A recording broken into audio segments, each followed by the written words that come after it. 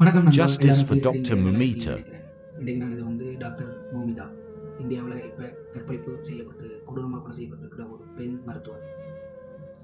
இதற்கு முக்கிய காரணம் என்னென்னு பார்த்தீங்கன்னா, இது மாதிரி காட்டு மிராண்டிகளும் இந்திய அரசு தான் காரணம்.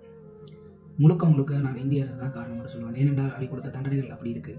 இதற்கு முதல் இப்படி கற்பழிப்பு செஞ்ச நபர்களுக்கு அவர்கள் கொடுத்த தண்டனை தையல் மிஷின் கொடுத்து அவர்களுக்கான சன்மானம் கொடுத்து வெளியே விட்டால் அதை பார்த்து அவர்களை மாதிரியே மற்றவர்களும் தாங்கள் கற்பழிச்சா தங்களுக்கு தையல் மிஷின் கொடுப்பாங்க, காசு கொடுப்பாங்கன்னுட்டு எந்த ஒரு பயமும் இல்லாமல் அடுத்த பெண் மீது கை வைக்க கிளம்பிடுவாங்க.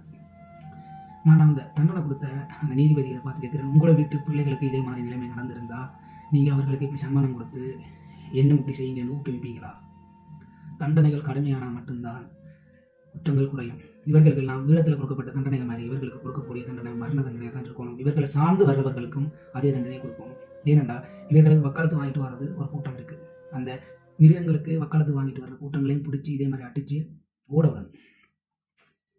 ஏன்னா நல்லது செய்கிறவனுக்கு பின்னால் வர மாட்டாங்க. இந்த கெட்டது பண்ணுறதுக்கு பின்னால் அரசியல் மசல் மட்டைன்னு வந்துடுவாங்க. இந்த நாய்களை ஓட உதைக்கணும்.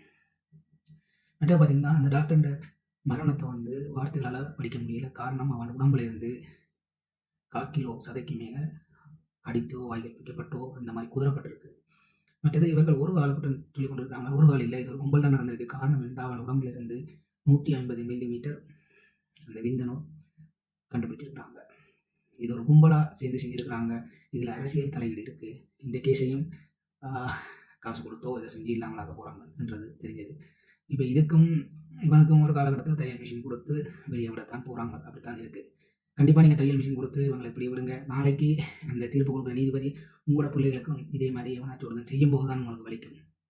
பக்கத்து வீட்டில் எரியும் போது நீங்கள் உங்களுக்கு அது செய்தி நீங்கள் வேடிக்கை மட்டும் தான் பார்ப்பீங்க. அது உங்கள் வீடு பற்றி எரியும் போது தான் அந்த வலி உங்களுக்கு புரியும். மறுபடியும் சொல்கிறேன், குற்றங்களுக்கு தண்டனைகள் கடுமையாக இருந்தால் குற்றங்கள் தானாக குறையும். அந்த சில டாக்டர் அதை விரும்பிச்சிருக்காங்க. அதனால் போகிற நீங்களே உங்கள் மனச்சாட்சியோட இதை கேள்வி கேட்டு பாருங்கள்.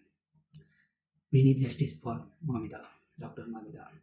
இது மாதிரி அடுத்த எங்கள் வீட்டு பெண்களுக்கு நடக்காமல் இருக்க இவாக்கு நீதி கிடைக்க நாங்கள் தொடர்ந்து குரல் கொடுப்போம். நன்றி.